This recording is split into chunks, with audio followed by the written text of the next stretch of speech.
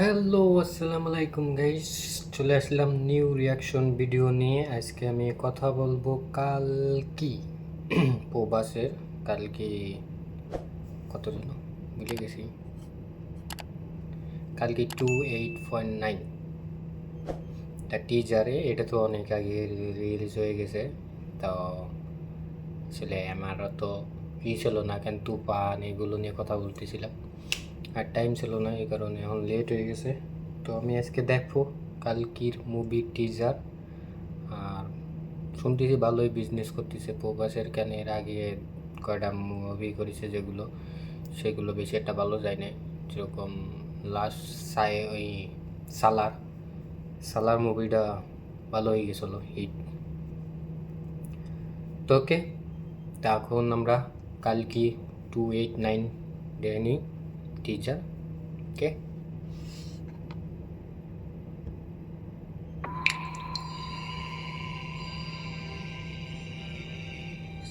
சமயம் வந்துவிட்டது. அபிதான் பட்சம் ஏனென்றால் இறைவன் உள்ள அனைத்து உயிர்களும் তাই তো உள்ளது. দেখা গেছে। அந்த இறைவனின் உயிர் தங்கள் கருவில் உள்ளது. দীপিকা পাডুকোন நம்ம சந்ததிக்காக இன்னைக்கு இவளை கொண்டுட்டா சந்ததி எப்படி இருக்கும்? তামিল ভাষায়।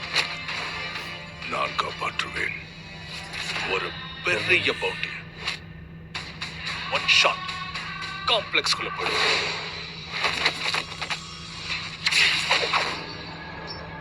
போதும், இதோட நிறுத்திக்க.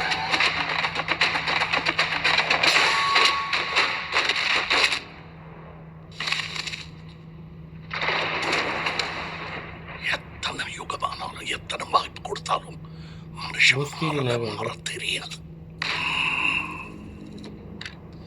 பாவங்கள் অ্যাকশন আছে। நீ வரவே மாதவா உன் ஒளி தோன்றுமா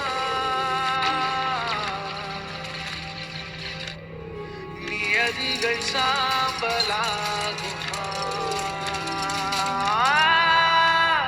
கண்டாயே பொறுக்கின்றாய் கலிகாலம் ரசிக்கின்றாய் இருட்டோடு தொலைந்தாயா இறந்தால்தான் வருவாயா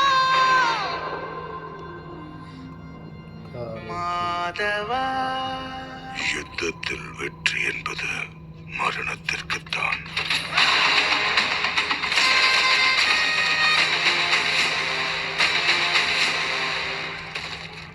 இந்த தடவை ப்ரிப்பேர்டா வந்திருக்கேன்.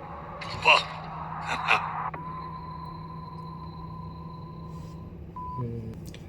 তো ওকে, এই ছিল কালকি মুভির টিজার। তা মুভিতে অ্যাকশন আছে ভালোই, আর মানে সেই ইন্ডিয়ান আর আছেন তামিলি, মানে কোলাবোরেশন করে কাজ করেছে সবাই, মানে এই দেশের কিছু আছে ওই দেশের কিছু আছে।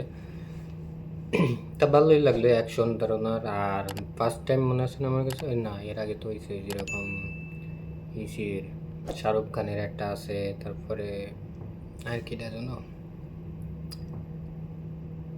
এই গেম মুভিতে তো দেখছি। তো এটা আছেন মানে সুপারম্যান, এরকম যেরকম ওই টাইপের। তা ভালোই অ্যাকশন আছে সব কিছুই, আর সব কিছু দেখে তো ভালো লাগলো। আর কত টাকা বাজেট, এটা তো বাজেট তো অনেক হয় এখানে। প্রবাসের মুভিতে এমনি বাজেট বেশি দিয়ে করে সবসময়ের জন্য, যেরকম বাহুবলী 2, তারপরে লাস্ট আইসে সালার, এগুলো অনেক মানে বাজেটের হয়। তা দেখে তো ভালোই লাগলো।